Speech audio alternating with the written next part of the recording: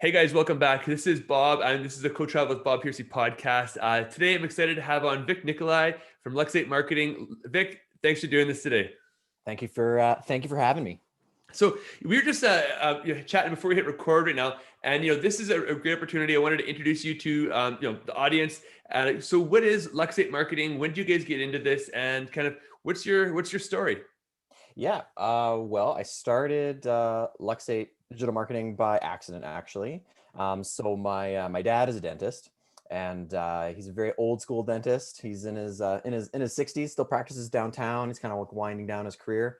Anyway, a few years ago, he didn't have a website or control of his Google listing or anything like that, and my mom manages the practice. So I've been surrounded by dental forever, literally since the day I was born, and so I said, like, you guys need a website. And they're like, yeah, we need a website. And then like a couple years would go by, and then like, guys, where's like you need a website. So and I did I was at NA, did marketing, entrepreneurship, the whole thing. And I'd run a couple of businesses before, some successful, some not so successful.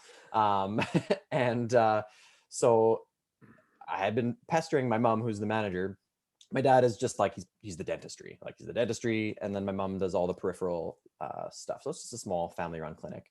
And they just never did it. They're like, well, we have patients, and like we don't really need it, and we just need to focus on getting done what we need to get done. So anyway, I was actually staying at home with my wife. Had a good opportunity with work. Actually, she is also in dental, so You're just surrounded. You just can't escape dentistry, is what you're saying. No. I basically just decided to, if you can't beat him, join him. So yeah, my wife is dental assistant. An aside, but like she had spinal surgery when we first got married, so she couldn't, as I'm sure every dentist who will listen to this knows, or any assistant or anyone who's sat at that chair for years on end, that's not so great on the L part of the spine. So after her spinal surgery, she couldn't practice anymore, so she kind of moved into more management side of things. Mm-hmm. And she's currently still at Gateway Pediatric as kind of their unofficial office coordinator. They don't like titles there, but that's basically what she does. Okay. And so my mom and dad, I had an opportunity to just build them a website. So I just did. And I was like, hey mom, I need your credit card. And she's like, what do you need my credit card for?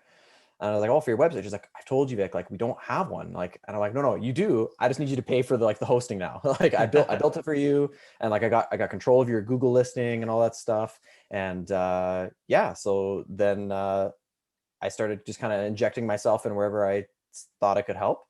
And so I overstepped in some areas, and then I noticed some areas where like I could do more, and I just kind of like developed a business without really realizing it. And then some of their like colleagues and friends kind of took notice of like, oh, you got some stuff going on social media or whatever. And I was like, oh, maybe there's a nice little niche here. And then a business was kind of born. So. And so how long back is that? Is that years, months right now? Years. So it would have been years and a few months. So that would have been we're at the 2.5 year mark. Okay. Yeah. 2.5 years now. So the business has officially been registered for, I guess only a year and a half of that, 2 years, coming up on 2 years right away this summer. So it's all pretty new, like really in the big picture of things as far as the actual business existing itself. But marketing and dentistry is not new to me whatsoever. And I guess what have you seen recently? And everyone's going back, and I was on a podcast yesterday, and we're talking about how we're so looking forward to no longer having to refer to COVID. Oh man, yeah. And it's just, but again, it is a thing. It's still a thing. What have you noticed with your clients in regards to this past 12 or 14 months in regards to, their marketing, COVID, and, what's worked, what hasn't worked? Sure. Well, I mean, one thing that I think maybe wasn't quite appreciated appropriately was the kind of the PR side of what we control, which is like the social media channels, email blasts, that kind of thing. It's not just like, come in and book your next cleaning. It's like, hey, we're working to get our PPE, like whatever emails. So like when COVID first hit, all my clients was like, hey, email blasts are free. Like we'll put as many social media posts up about COVID as you want, like, and there'll be no extra charges or anything for that. Like, let's just make sure that everyone knows what's going on for you guys, right? So that was a huge change where I think people kind of saw that, or maybe they thought like doing an email blast was just salesy. Mhm. It can be like super informative and extremely important. So I think that was a huge thing. And then the other thing is that people can't go out and see their friends and family right now. Their faces are in their phones. They're Mhm. looking at their phones. They might as well be looking at something to do with you, just to keep you in the back of their head. Just thinking about the next appointment. Well, and so one thing I heard years ago is in an economic downturn, one of the first things to go is the marketing budget, Mm, what has been apparently been proven and shown over again, you know, economic downturns throughout the history, like the Great Depression, going back that far and further before the digital age. Companies that maintained and or even increased their marketing spend yeah, during those times, and of course, you need to be able to afford to do that because the sure. survivalship of the business is paramount. But Yes. if you could afford to maintain or increase your marketing spend during that economic downturn, you reap the benefits after when the economy recovered. Is that Totally something that agree. you And then stand by, or is that something you've for seen? sure, because not only that, but not only like if you were to increase it, you would be increasing your proportion of your ad spend that's out in the world. But if everyone else is diminishing, you've exponentially increased yours just by default, right? So even if you just maintained, you've effectively increased your presence. And Hmm. so and for sure that was the case when things shut down last year. Uh,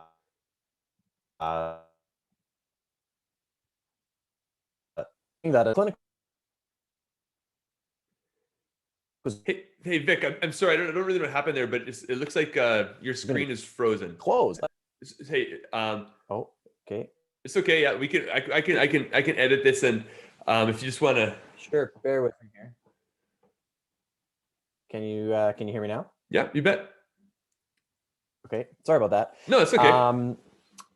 I'm sure it's a kid watching YouTube is what, Yeah, is what pulled the bandwidth.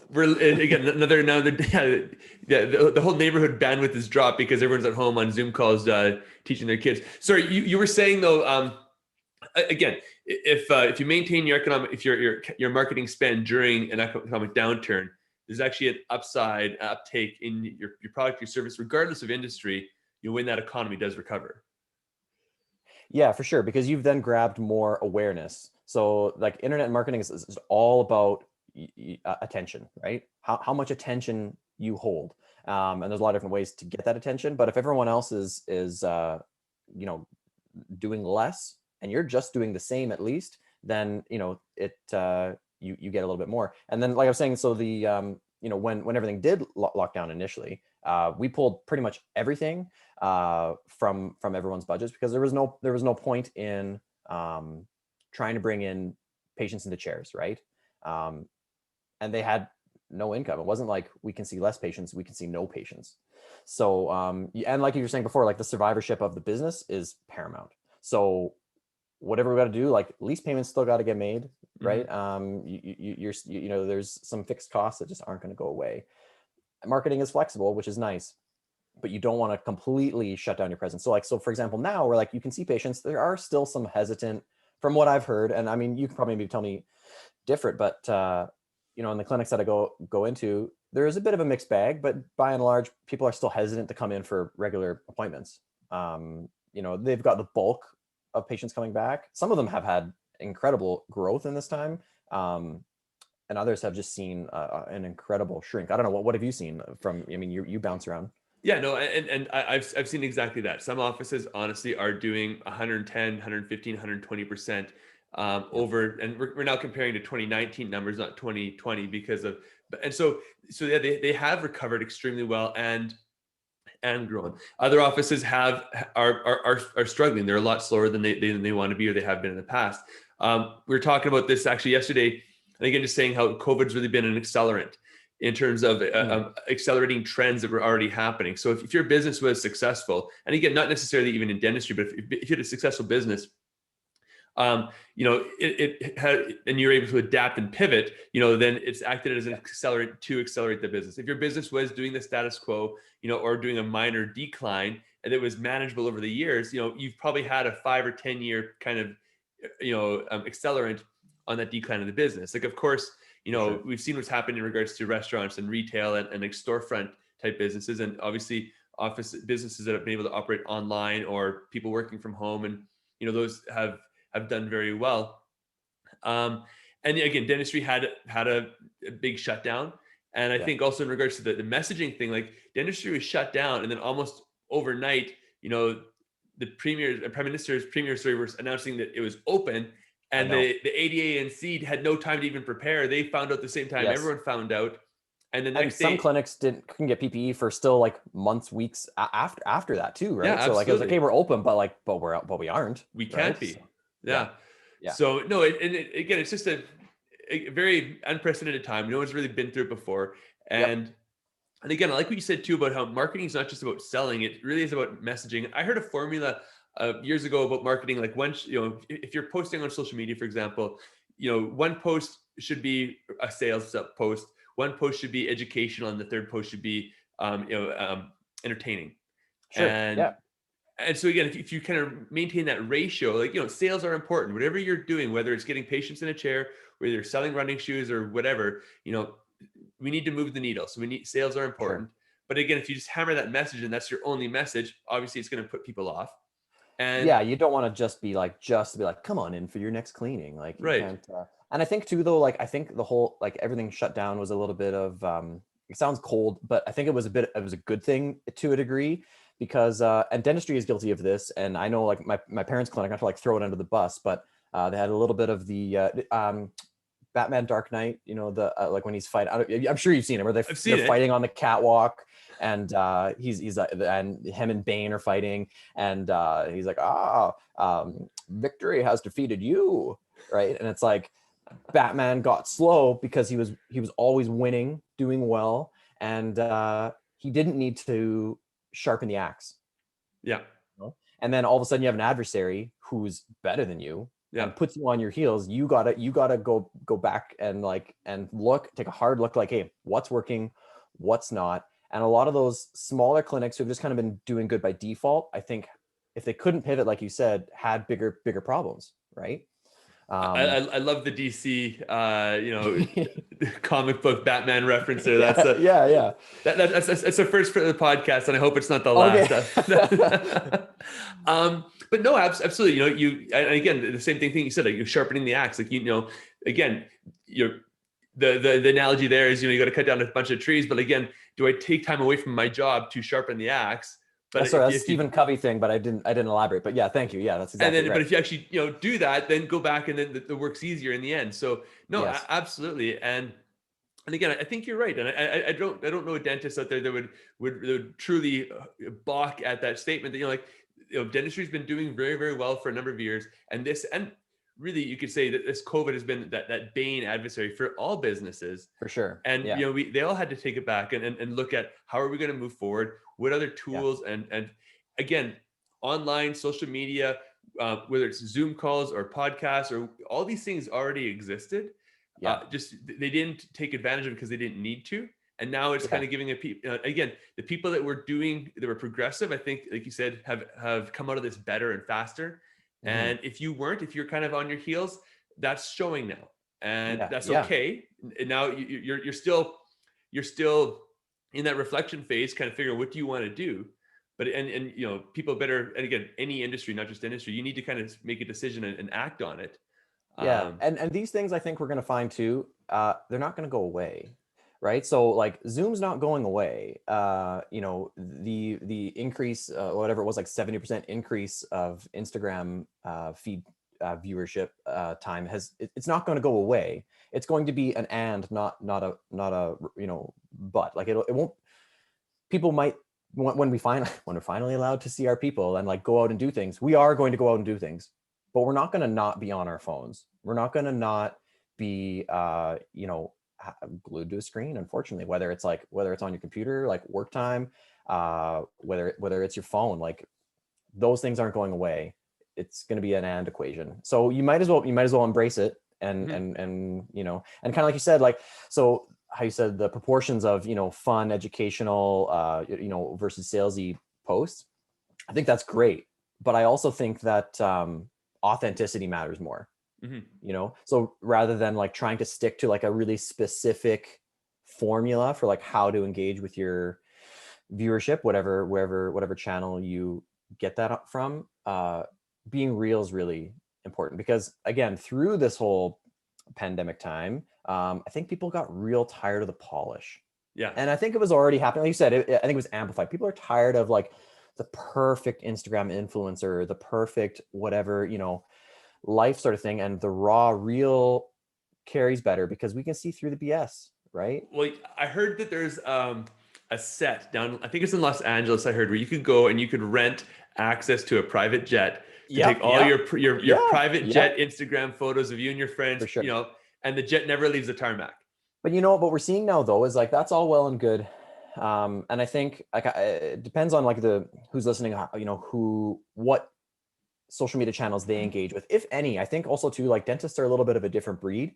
Some of them don't really engage with social media, but it's important to realize that your patients do, like A a lot. lot. Yeah. Yeah. And so we're seeing a bit of a switch. So like with TikTok coming up, you know, that is an extremely unpolished platform. Mhm. And in fact, if you are polished on it, you will not see success. So what allows you to succeed on, say, Instagram, would not carry to TikTok well. It's a different zeitgeist. And I was going to say the same thing, just again, as a great example is how we've gone from the polished of Instagram to TikTok, which is again people just grabbing their phones, doing a silly dance, or just talking into the camera, and Yep. again that rawness, that speed to action in regards to creating a Yes. post, it's instant. Here's my thought, I'm sharing it, and then people can Completely. see it. Again, it's just a great example of the authenticity that people want to see. And honestly, that also carries into how I've done this podcast. Like I do very, very little edits, like, only unless there's a major audio glitch or video glitch or Yep. something, will actually, cut that out. But really, again, this is a raw conversation. I don't want to have it be too curated, because then I don't think people are going to believe the message. And Completely. And people have a good bullshit radar. Like people can tell what's real and what's not. And I think, people get tired of that real fast. mhm. The super polish fakery, right? Well, I think too, um, yeah, especially younger people have that bullshit meter, because they've grown up with the social media platforms, with the phone in Sure. their hand since they're young. People like our parents' age, might not have as good of a bullshit detector, but again, the future patients that offices are trying to generate definitely do.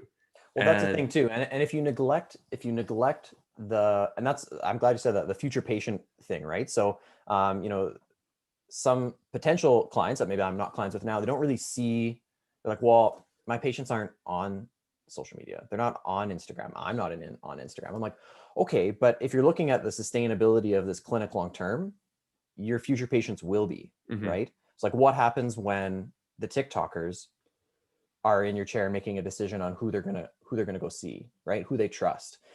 And whether you like it or not, social media is going to have an effect. And I mean, social media isn't the only thing that we do for clinics. In fact, it's a small component, right? So we do so social media search engine optimization is huge, and it isn't going anywhere, and it's also changing a little bit. So I'm going to put a little pin in that. Yeah, please. um, Yeah.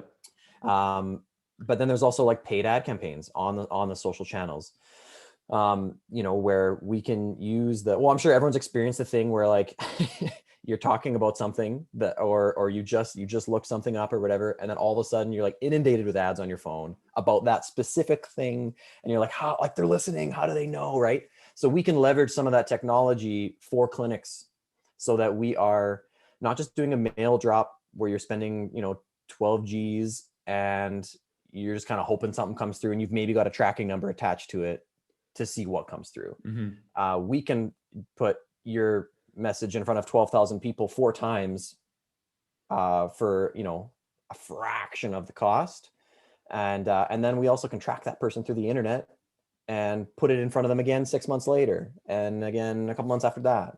And so we can really leverage all those really cutting edge technologies, and it's not at some incredible price point that's so far away from a local average clinic, 1,500, 1,000 patients, whatever, right? These are things that you can use. It's not just for like big business. Now, what is the scalability of marketing on digital platforms? Like again, like you talked about, and like you said, $12,000 for a mail drop, and I'm thinking like that's on the light end. Like it can easily Yeah. be Oh double yeah. that. And again, what you might have is maybe they actually bring the card in. Maybe the phone number on that card is associated to that print ad, so you can kind of track based on that. But Yes. really, you're just like letting it out, letting all that cash go and hoping something comes back. Yes. Um, how is like the digital area? Like, what is the economics of scale in regards to that advertising? Well, the good and bad news is it can be as little or as much as you want. So, I mean, the plus side is if you don't have a big budget, we can work with that. You're going to see proportional results. But if you want to spend $1 million a year on ad spend, there is absolutely nothing stopping you from doing that. And you will see proportional results, right? But it's not necessary. So the scale is absolutely unlimited. The scale is the limit of your wallet, right? That makes sense for the clinic. You can't just you can't just expect. The other thing is like we can do a really great job building a brand and having like cutting edge technologies. And this is something that is out of my view. But when we bring all that to the table, if the clinic itself can't handle or maintain new patients or existing patients, then that's wasted money. Mm-hmm. So the whole system has to work, but on the marketing side, you definitely there's unlimited opportunity. I would say in general, like for like an overall ad spend month over month, or sorry, not ad spend, but like total marketing spend. So social media, some paid advertisement, some search engine optimization, web hosting, all that good stuff. We're right around the like $4,000 a month mark. And then there's some flex in that for like what you want to do. But yeah, it doesn't have to be insane, right?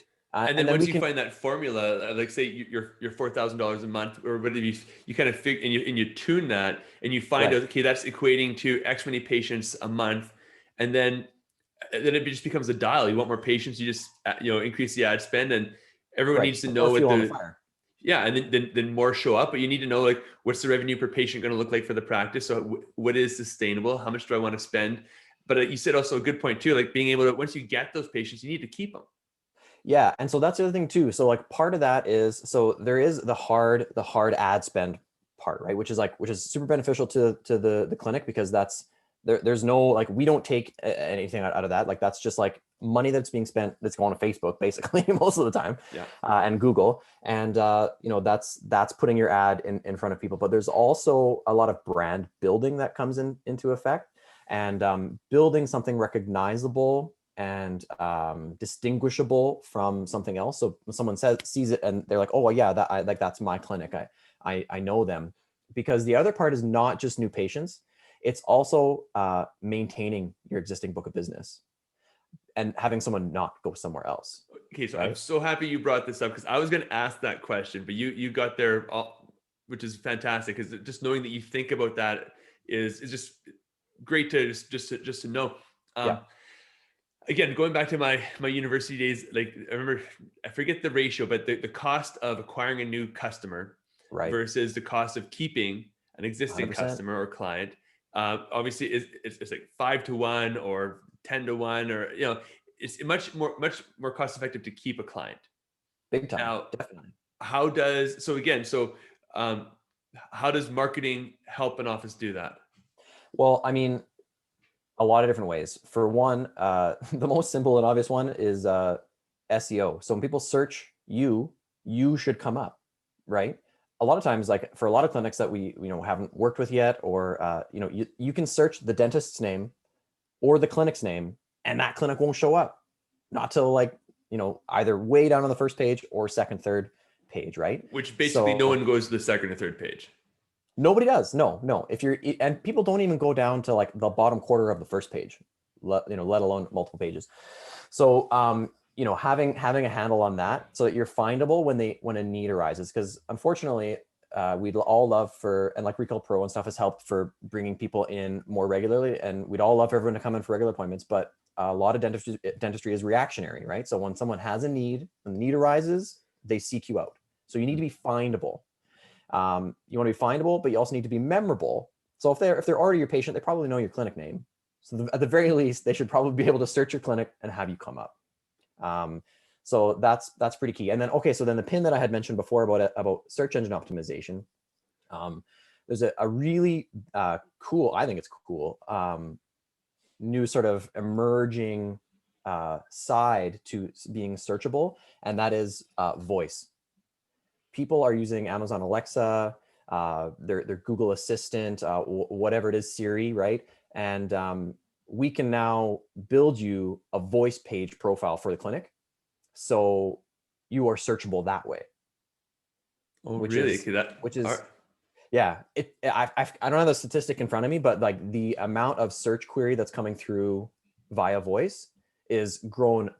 I want to say like 70%. Like it's insane. Like it's really, really, really becoming a thing, and it doesn't have to be a thing that you miss out on either. And it's not expensive. It's not like So how does a voice page differ from like, because I do voice searches. I know my dad does it all the time. It's his go-to. But again, if you're searching for something, if you're searching for, whatever dental clinic, I just assume that I speak the words and then Siri translates that into text and searches for those. So how does a voice page differ than just, a regular dental page and improve its searchability? It doesn't really differ all that much, except that it's just indexed slightly differently. So it's basically, you're building how to explain this into like layman. You're just building like essentially a Google listing with a voice profile attached to it. Okay. So it's just like so think about, you have like a Yelp listing, you have a Google listing. There's a lot of people don't know about, like you probably aren't, but you can be listed on Audi Maps, GM Maps, Volkswagen Maps, right? All these different things. So there's all these different listings sites where you should be showing up, and the voice page is just another stone in the wall. Oh, when you're saying like Audi Maps, GM Maps, you're talking about like the in-car navigation system maps. Oh yeah, for sure. Because so being searchable is not just about coming up on a search on Google, right? Like that is a huge component, no doubt. But when someone types in your clinic into their Audi, it'd be pretty cool if you show up. Right. And it's not just cool, but it's avoiding a frustration because if someone goes to search you on something and you aren't there, it's annoying. It is. Yeah. It's harder. Yeah. So I have a Chevy Colorado, and when I try and search something in my map and it doesn't come up, I'm like, now I got to go on my phone and I got to look it up. Right. It's just an extra bit of like that little pang of like, I wish the world would take care of me better, right? We're so soft now, right? Like how is this a thing? But it is. It is. Yeah. It's just like when you go on that first flight and there's like congratulations, we got Wi-Fi in the flight. And everyone's like high-fiving and cheering, and then 10 minutes later, oh sorry, the Wi-Fi crashed, and everyone's mad. How quickly you became entitled, right? Yeah, exactly. So now one thing that I talked to a lot of doctors that are owning operating practices.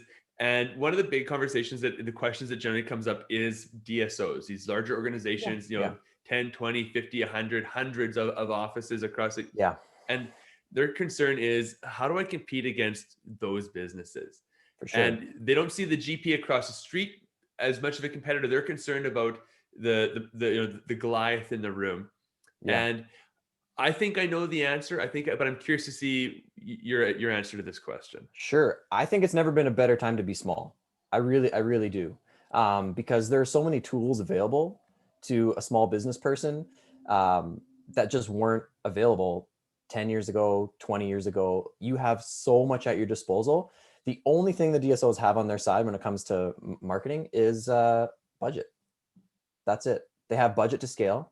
And they're feeding multiple clinics. So, I actually know of a shareholder of a DSO, and they actually bought a marketing company just to handle their marketing, right? So like, yeah, totally understand. They're like, how do we even compete with that? And I think the answer is taking more of a sniper approach versus a shotgun approach. Mm-hmm. So, the DSOs don't really have too much of an option, but to have this shotgun approach where they just kind of like throw something up against the wall and see what sticks, right? Whereas I think being a little more surgical and tactical can be really great.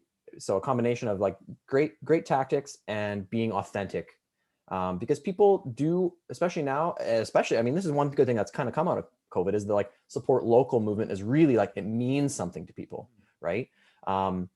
So I think we're going to see a pull to some of those more people that are more angry at Costco for still being open, but like Joe's pool hall can't stay open, right? So I think that it would be a great time to be a small business, because you have the same tools as the big guys, and we can be surgical and specifically build a demographic and a behavioral profile of your perfect patient. We can target them, and you can be in front of them on an ad spend basis. And then if they find you on the socials and they follow you, they can see that you're authentic and you're real, and they get some of that personal experience that they don't get from a corporate entity whose social posts just consist of regurgitated blog posts from some Silicon Valley, California social media company that aren't relevant here. And as soon as you see it, you're like, that's fake. So I think it's a great time to be small, because we can, even with a smaller budget, we can put it where it can do some good. We can have you show up and be searchable, and you can compete, I think, in a big way, because there's a huge part of the population that doesn't want that corporate dentistry thing. And well, and a great example of that is, the largest DSOs that operate in Canada, they operate under the original naming of the practice. They're not rebranding those practices to be under one great big corporation name, like a Costco or like a Walmart. Because they want, they see the value in it being seen or appear to be locally owned. Right. And I think you're right. And the problem is, the challenge is, for so many years, like you said, offices were successful and sustainable, just operating as they were. There's a lot of, not many dentists are extremely outspoken, and and so they're not used to being vocal or being kind of forced to be on the social media or just the ad stage. As an industry, the industry doesn't want them advertising too much, and there's constraints and how they can advertise. Pile onto that, so like my dad being like a dental OG, it was kind of shameful to advertise. Like you shouldn't, like that's not what the profession is about, right? So it's a big paradigm shift for a lot of people too, right? But again, the office's power is their individuality. It's the personality of the doctor, but also the people that work there. And so being able to tell that story on social media in a completely ethical, like upfront, authentic way, is a way that, again, a DSO corporation can't, because they historically have higher turnover in staff, and you can't guarantee you're going to see the same dentist every time. So it's very difficult to make the same connection with that office as it is to with an office like the one your parents run. So well, so I'll go to a clinic. So we go to the clinic every month to take photos in the clinic of the people in the clinic, right? To add to that authenticity factor, because we do social posting on your behalf, but we try to make it look like we're not there, right? So it looks good, but it's not too good. Like it's not perfect, so that it feels a little more real, right? And so the one clinic in particular, I'll go take a picture of Jan up at the front desk. I could put 1 million pictures of Jan up because everybody knows Jan. Everybody loves Jan. As soon as they see that picture, it gets more engagement than any other post, any other like fun fact or whatever. And they're like, oh, we love Jan, right? And it's the Jans of the world are, where they are invested in the clinic. They've been there for 5 years, 8 years, 15 years, and everybody knows them, and you get that family feel, right? And having people able to see that, I think you nailed it for sure. That's what the small guy has. Well, and it's kind of a pet peeve of mine too. Is you go to, again, solo in practice, go to their website, and it's all fake families and fake patients and stock photos. And I hate that so much. I can't tell you how much I hate stock photography. It's like this cancer that dentistry has. It's like they're the last guys to get the memo on websites that like we shouldn't use these fake photos. So that's a huge pet peeve of mine. If you anyone who's listening to this, if you have a stock photo as your main photo on your website, just switch it out for anything. Mhm. anything, just like a bad selfie of you would be better. It would be better. Just and again, that's and really all social media really is. Social media is the digitization of the town square, Completely. and it's the old coffee rows that our grandparents used to go to with everyone. Just and they gossip and they talk and they sit around. That's Yep. all social media is. And we need to but you need to go to the town square and get on your soapbox and speak, because Yep. otherwise no one's going to hear your voice or see your face. And again, if we think of it in that sense and get past that, like we have to do things that are uncomfortable. Like this Yeah. podcast is uncomfortable, like and it's getting easier because I'm doing it more and more. And Sure. but again, we have to get past that and then get out there and spread our word, spread our message, and then give people a chance to find us.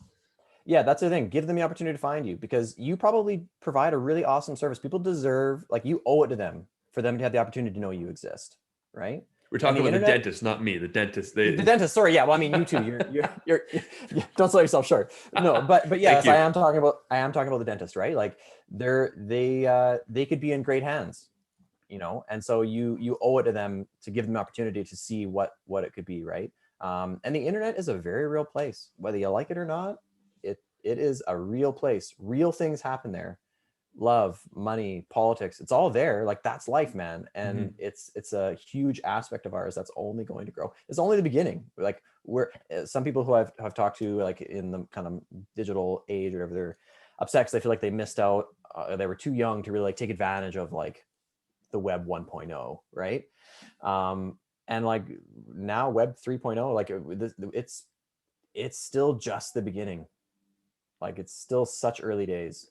Well, and And the old analogy, like, when's the best time to plant a tree? Well, 20 years ago. exactly, When's the exactly. second best plant is today. You got to get started, because that's the only way you're going to be able to grow and evolve, is once you actually get in the ring. So Well, and when you look too, like, it's also causing a lot of atrophy on the more like legacy media channels, right? So like TV is really, really taking a hit, right? What do people do when a commercial comes on TV? If you even have cable to your house, you pick up your phone. You're yeah. looking at your phone, right? So that advertisement was completely wasted, and they spent $1 million filming that Budweiser commercial that's not getting watched, you know. And it's just it's insane. The Instagram, Facebook, YouTube, LinkedIn, TikTok, those are all channels of TV. Like, those are all, like, you got to think about it in a different context. It's replacing Mhm. those TV channels, right? Like, they're real. They're sticking around. Well, yeah, I'll be the first to say, like, we don't have cable. There you go. We Yeah, we have yeah, internet. That's it. You can stream the news. You can, yep. iTunes, Amazon Prime. Like that's YouTube. That's really what. And the only thing I truly miss is sports. But again, I've got two young kids at home. I don't have time for it anyways. So, Yeah. um, Well, and you said just before this, not to throw you under the bus, but you're coming up on 40, right? I am. Yes, thank you. Yeah. So you're coming up on 40 and you don't have cable. Like, what is going to be the state of um, entertainment and media consumption in another 20 years when the 20-year-olds are 40? Hmm. I mean, and no one really knows for sure, but I would say that you need to lean in to what seems to be occupying that void, because that's gonna grow, and then the next thing will appear, and that's gonna grow, and then the next thing will appear, right? Because, like, Facebook used to be, well, actually, I got my first Facebook account when I was in college in 2007, Yeah. and I was like, oh, this is so cool, and it slowly ages up, right? Hmm. So now there's not a grandma in the world. Well, maybe there are. I'm sure there are some, but, like, there are 90-year-old people who have a Facebook account, right? Well, I remember the Facebook banner when it actually had Mark Zuckerberg's, like, picture on it. Yeah, sure. Yeah, yeah, yeah. And yeah, and I had MySpace before that. I was living in Los Yep, Angeles at the time. Everyone down there had MySpace, and Facebook yeah, became a thing. And it was like my yep. Canadian friends had Facebook, and my US friends had MySpace. But then, yeah, then it's just evolved. And then, yeah, you see people, kids on TikTok joking about how TikTok's for the under 20 crowd. Right. And but again, it just ages up and But I progresses. have TikTok. I mean, well, it's also, it's my it's my sphere of professionalism, but You're So justifying it I now. Is kind what of you're have doing. to have it. Yeah. But you know, but so I'm on TikTok. Several of my friends are on TikTok, and I'm in my early 30s, and I'm not supposed to be on TikTok, but I am, and it's aging up. They're all aging up. Instagram was the same way. When that came out, you know, it was just like a little app for like photographers to showcase their photos, Mhm. and then the fancy people found it, and then we're like, oh, we like the polish, and we like the pretty, and then it aged up. They all age up. Well, So get in while sorry, real I wasn't trying to yeah, cut you go off. ahead. Yeah, No, go no. I saw an interview a while ago with the founders of Instagram, and what made Instagram finally take off and go was the filters. When For they sure. figured out how to do filters, then Yeah. people were able just to again brush up their own photos on the app and not Right. have to do it in post production on a big computer. That's what Yep. really made Instagram I take believe it. off.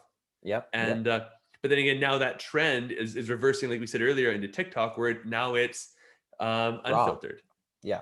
and raw. Yeah. Yeah. So Well, and even to the point where I'm kind of like, I feel like maybe I'm an old millennial then, because I see like so many videos of these people, like they have a video of them crying or something. I'm like, who films himself crying? Like, what? If I'm having a rough day, like I'm not like, you know what I need to do? Capture this, right? But that's what that generation likes. They like the raw thing, and like you might think it's stupid. Even I think it's stupid. But if you had a terrible day at the clinic and you're like everything went wrong and all this and like you know we had this and this and that, if you recorded that, the dentist I'm saying, or the front end or whatever, and that went on like the TikTok, people, it's relatable, mhm. right? People want to Yeah. be able to relate to you. Like, yeah, I've had bad days. I understand they've had bad days. I want to be in that, you know, that realness. I think the authenticity, like I can't express how important that is for clinics. And well, just again, not to be really harping on Instagram too, but there are like people who became very, very famous and wealthy and successful by being Instagram influencers who've later come out and said, like, you know, I took 175 photos to get this one shot. Yeah, I yeah. was, you know, and just how they were, but they're trying to project perfection, but Hmm. really they hate themselves inside. They're incredibly depressed. They're Yes. all the pressure of the likes, the dislikes, the comments, and but again, and back then, this is like 5 years ago, but back, Hey, that's an eon in internet terms, man. Like really, yeah, stuff. absolutely. Well, because so sorry to cut you off, No, but I'm going to. But sorry to do it, but I'm going. But the so like for example, when I got my first Facebook account in 2007, and I was at Nate taking marketing. Uh, my current job right now that I do did not exist, hmm right? So they're like it changes fast, right? Like you can go to dentistry and be a dentist, and you have to keep up with your current education. But like my dad went to dentistry 40 years, or took dentistry 40 years ago. He graduated, and he's still a dentist. Like digital marketing didn't exist. Like you couldn't. So we're it's a constant shift on the fly, constant learning and adaptation.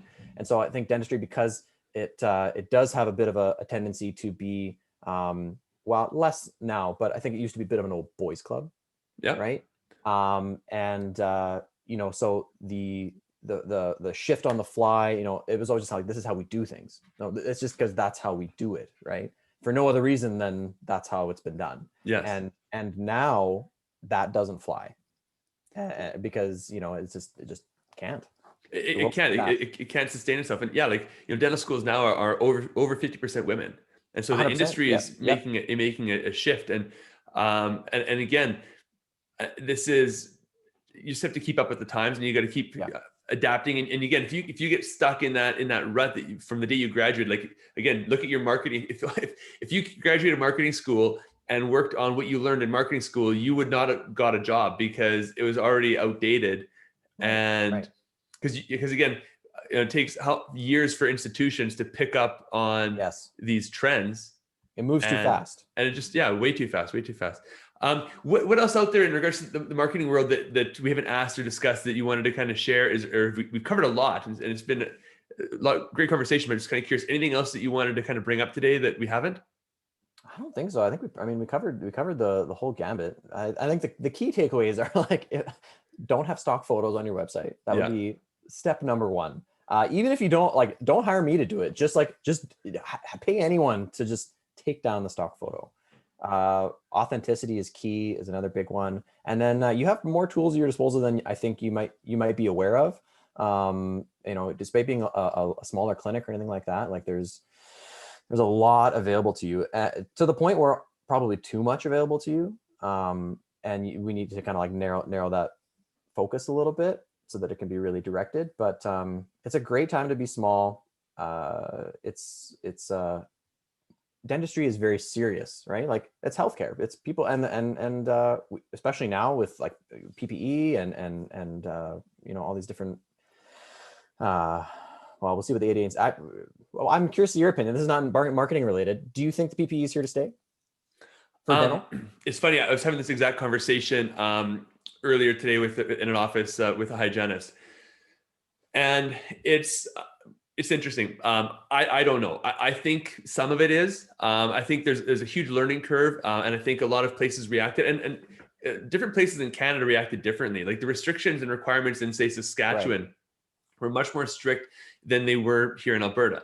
And I don't think that was again, I think it's based on people just trying to be safe. In Saskatchewan, people have like polyed off operatories. So they had open operatories with center islands and rear cabinets and airflow. And they had to like put poly drapes and have doors, separating operatories.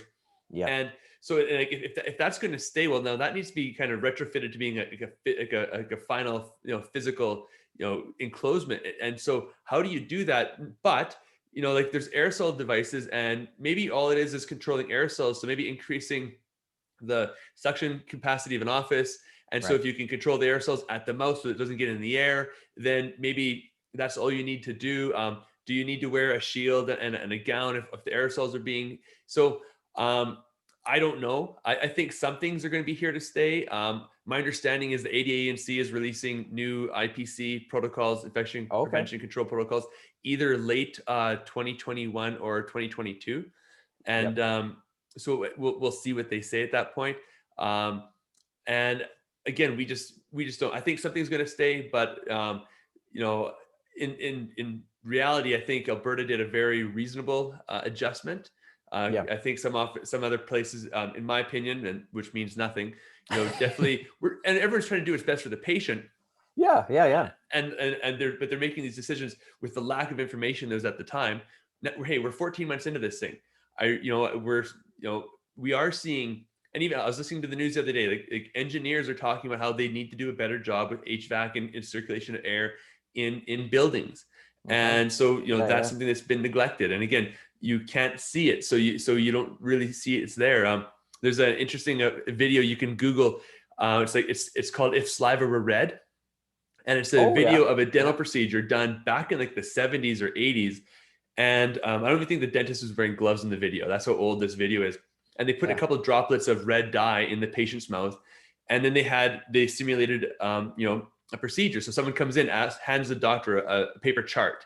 And then, you get that red mark on the chart that you wouldn't have seen because saliva is clear. You never know. Yeah. And then you actually see the aerosol spatter from high-speed hand pieces and stuff like that. And so at the end of the video, you see this red mess in this room. And so saliva is clear. We just don't see it. Things are in the air. We don't see it. So we don't really know what's going on. But we're hearing, engineers talking about HVAC where, I think some of the PPE stuff is we're now aware of this stuff. We can control this stuff. Yeah. And so again, I think something's here to stay. To what extent, I don't know. We'll have to wait and see. Yeah. But, they talk about how the flu still happened. But numbers are down. They're talking about sick days are, well, right now everyone's being cautious if you got a sniffle, but of course. Yeah. But maybe it's interesting what we looked at, what we were comfortable with prior to this and as to what was acceptable versus coming out of this, what might, again, and it could all be changed for the good. So, yeah. Well, and I mean, dentistry is a very serious profession and there's health on the line. And then even more so, it went from just being like health and, to like life and death health, like really quickly. Right. And so marketing is a little opportunity for fun. Like it's a little opportunity to just like have a little bit of levity, not have to have, life and death type of stuff happen. And it's an opportunity for a little bit of creativity. And it's a fun space to play in and see kind of like what works, what doesn't, without these extreme consequences for playing, right? And one thing, and I'm glad you said this because it actually just brought back a thought I'd lost temporarily. It's not just for the patients; it's for the team as well. Oh, completely. Yeah, big time. Because, Because and if I'm I'm not, a, yeah, yeah, go ahead, go ahead, go I ahead. was Yeah, gonna yeah. say, if I'm a hygienist looking for a job or an associate, or if I'm an Yes, assistant and I see yes, a job posting, I'm going to go to that office's social media and see what they're doing. yes. More so than just that. Like, so a client of mine, she just found an associate who slid into her DMs on Instagram, right? Right? That's how she found her. They kind of like loosely knew of her, but they they made an associate connection entirely through Instagram. And if that doesn't show you the power, like what's an associate worth to a practice, right? Oh, Like a lot, yeah, right? yeah. Let's And just not say just a lot. dollars, but someone who's a fit. So like for peace of mind, like heartache and stomach lining has value too, right? So if you can build a brand that communicates you authentically, and like you said, a hygienist who wants to work there or whoever, I was just thinking of an associate as an example because that, that was Well, relevant. that's a real example. Yeah, I'm It's a making real, stuff yeah, up, but that's a real yes, example. yes. And like literally, I mean, 2 weeks ago, like this is very fresh, like just happened, right? And so if you can show your culture that you've built, people buy into that because you don't just want anyone, you want someone who lines up with your set of values and beliefs. So people will weed themselves out as far as like who wants to be there, right? And then even that, like all those people know people. They tag the clinic in on their own personal one. All their 400 people or whatever see that post, see your clinic. It's just this huge root system that Mhm. expands out. Just it's incredible reach if you have your team engaged. Yeah, big Well, and big then big opportunity there. we're not even talking about the cost of hiring and retraining and loss of downtime if you're, constantly turning over the wrong people that you're hiring. So if your Yes. social media can help you, weed out the bad Yep. by attracting the good, then again, yeah, there's so many ways. And the hard part is it's indirect savings. It's indirect, like it's hard to put this on a balance sheet. It's hard to really justify, say, hey, Yes. It's here's not tangible. $10,000 we saved you in not having to turn over staff but Yep. again, it's Well, a really good example is like, what is the value of the Nike swoosh? Like, that's kind of the holy grail of marketing and branding. There is no dollar value that I'm aware of for that little check mark, but everybody knows it. Everybody from here to like the slums of, I don't know, like pick a country, like everybody knows that little check mark. yeah, It's branding at its best. And what is the value of that? You can't really put a value on it, but everybody knows that it means something. right. And so if you can do that on a micro scale, um, that's super valuable. And the other thing is like Facebook, I mean, people aren't really aware, but they really lean into small business and small ad accounts over big corporate. Like they far favor, like they're built for that. So your ads are going to be displayed locally, like, in your postal code, like whatever postal Mhm. codes you want, or, so the corporate giants don't have as much pull on those platforms as small guys. Well, one strategy I heard on for Facebook advertising one time is like actually not to spend or not to overspend, but to even like keep it tight because then Mhm. what that forces Facebook to do is to make it, every dollar that you spend valuable. Because if they don't show you a return on that dollar spent on boosting an ad or placing an ad, you're not going to spend it. So there's some power in, again, like if you pick a number, $100, like drop it down to, like if you drop it to 50 or drop it to $10 per ad, whatever that is, but by Yep. spending less actually forces them to be more effective with that money, as opposed to if you just keep throwing money at it, well then the ROI on that dollar could actually be less. Well, and you can play with it like a slider, right? I mean, and I say play with it. I mean, you're spending your money, but to see like what is your sweet spot for having an acceptable amount of new patients, because there are some factors that it's not just a function of ad spend, right? I mean, it's your clinic and your offering, and maybe that's callous, but maybe you need to spend more to bring people into your clinic for whatever reason. Maybe it doesn't have the right wallpaper, or I don't know, maybe the photo of your, I don't know, who knows, right? There's a million different factors at play. Every clinic is a little, like, where there's guidelines, but every Mhm. clinic is going to be a little unique for like what that looks like for them, right? No, Um, absolutely. Yeah. Yeah. Hey, this has been great. It's been a lot of fun. I really appreciate you doing this. Real quick, people that want to reach out to you and find you, where can they do that? I'm assuming you're online someplace. I might have a website. It Okay. might be, Yeah. it might be great. Yeah. And it's full of stock photos, I'm sure. Oh yeah, full of stock photos. Yeah.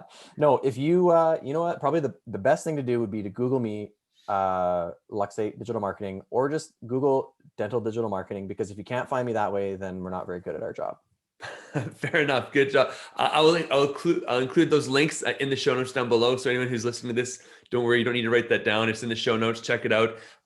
Vic, I'd love to do this again sometime. It's Yeah, been would a love lot of to. fun.